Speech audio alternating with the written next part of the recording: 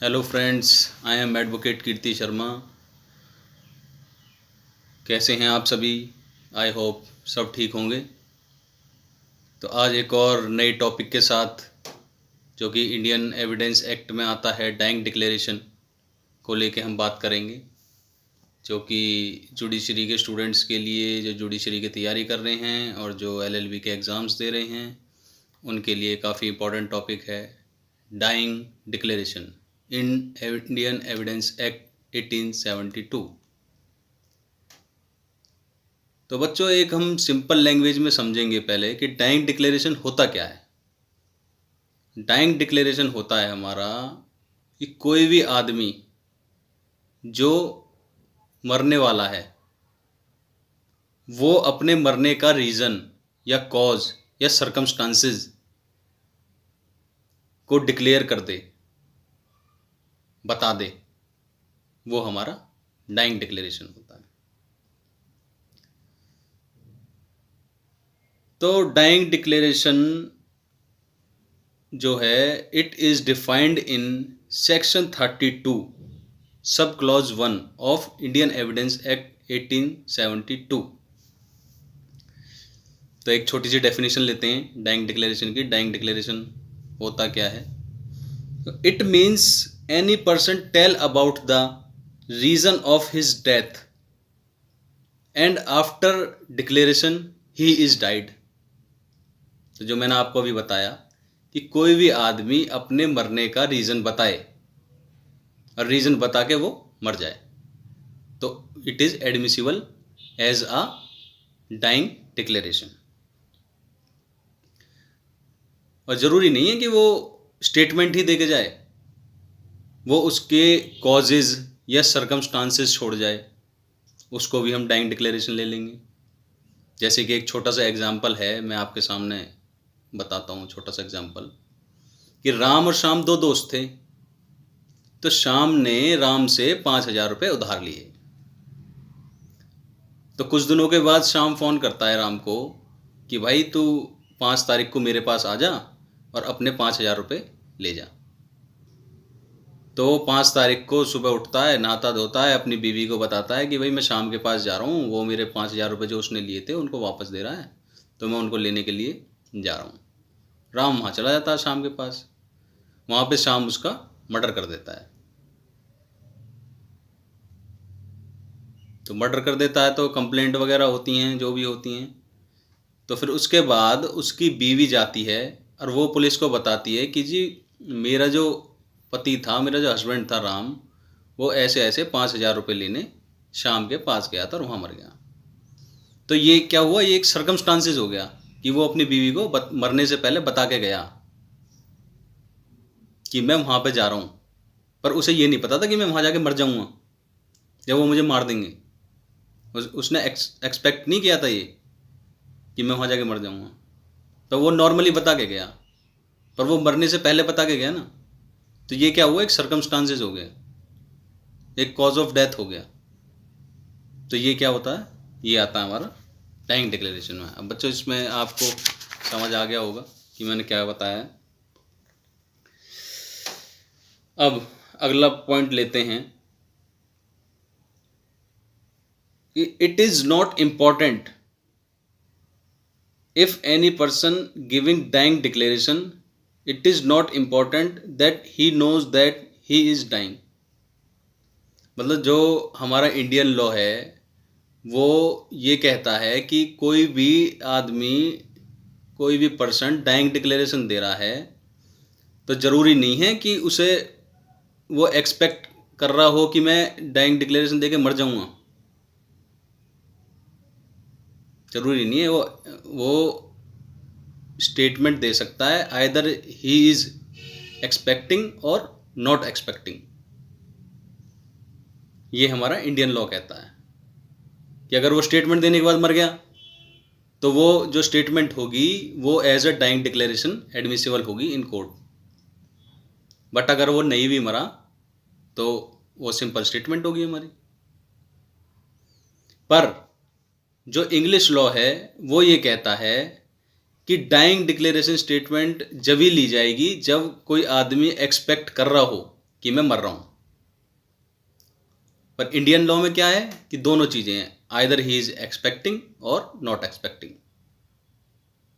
पर English law ये कहता है कि अगर वो एक्सपेक्ट कर रहा है कि मैं मर रहा हूँ तो वही स्टेटमेंट उसकी डाइंग डिक्लेरेशन ली जाएगी, मानी जाएगी। अब एक इसमें छोटा सा टॉपिक और है कि who can record dying declaration, कि डाइंग डिक्लेरेशन कौन रिकॉर्ड कर सकता है।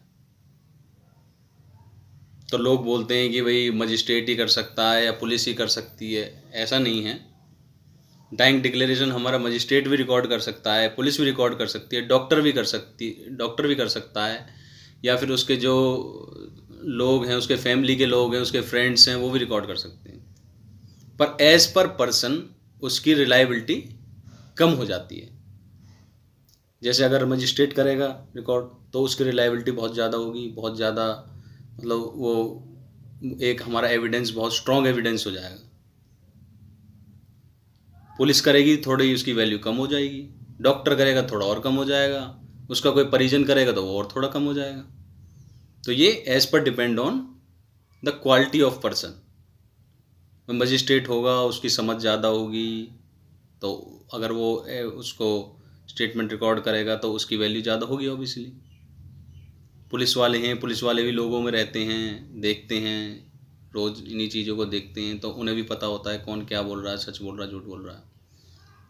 पर एक चीज़ होती है हमारे इंडियन लॉ में, हमारा इंडियन लॉ ये मानता है कि अगर कोई डेथ बेड पर लेट रहा है, डेथ बेड मतलब कि मतलब उसका लास्ट चल रहा है, तो उसे भगवान के पास जाना है, तो कोई भी आदमी उस टाइम पे शायद झूठ ना बोले कि भाई मुझे तो मरना ही है, मैं ऊपर ही जा रहा हूँ, अब मुझे ऊपर जाके भगवान को जवाब देना है।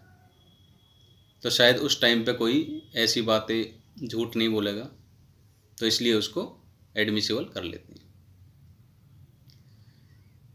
तो ये हो गया who can record dying declaration. अब एक पॉइंट और आता है कि how can we record dying declaration. Dying declaration किस वे में हम रिकॉर्ड कर सकते हैं। तो ये हमारे इंडियन लॉ में कहीं भी नहीं लिखा हुआ कि हम कैसे रिकॉर्ड कर सकते हैं, but it can be recorded in orally, written और बाय कंडक्ट। कंडक्ट क्या होता है? इशारे से, कि किसी ने किसी की तरफ इशारा कर दिया। अब जैसे इसमें एक छोटा सा एग्जांपल ले लेते हैं। एक हमारा केस है क्वीन इम्प्रेस वर्सेस अब्दुल्ला। अब जो अब्दुल्ला होता है वो क्वीन एक्सप्रेस का गला काट देता है, पर वो मरने से पहले, वो मरती नहीं है, मरने से पहले उसकी स्टेटमेंट रिकॉर्ड हो जाती है, पर गला कटने की वजह से वो बोल नहीं पाती। तो इस वजह से वो क्या करती है, अब्दुल्ला की तरफ इशारा कर देती है। तो इस इशारे को हम as a admissible dying declaration मानेंगे। तो ये हो गया हमारा who can record dying declaration. अब कुछ एसेंशियल्स हैं डाइंग डिक्लेरेशन के कि कॉज ऑफ डेथ होना चाहिए, कॉज ऑफ डेथ ऑफ डिकीज must be in question, expectancy of death is not necessary. तो ये हमारे कुछ एसेंशियल्स हैं जो डाइंग डिक्लेरेशन के हैं। अच्छा, conviction can be done on the sole basis of dying declaration but it should be reliable. मतलब जो किसी भी एक्यूज्ड का कन्विक्शन होता है वो सोलली डिपेंड नहीं होता डाइंग डिक्लेरेशन पे, और हो भी सकता है।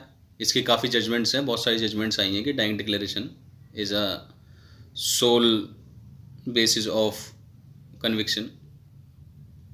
बट अगर कहीं भी स्टेटमेंट कंट्राडिक्ट हो रही है तो हम उसको सोल बेसिस नहीं लेंगे। इसमें भी एक छोटा सा एग्जांपल है।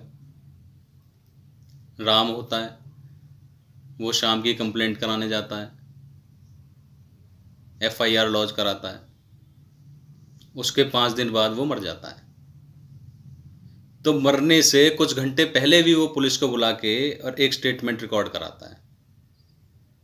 बट जो स्टेटमेंट उसने 5 दिन पहले FIR में दी थी और जो स्टेटमेंट वो अपने मरने के टाइम पे दे रहा है, वो दोनों कॉन्ट्राडिक्ट है, दोनों आपस में मिल रही, दोनों में डिफरेंस है।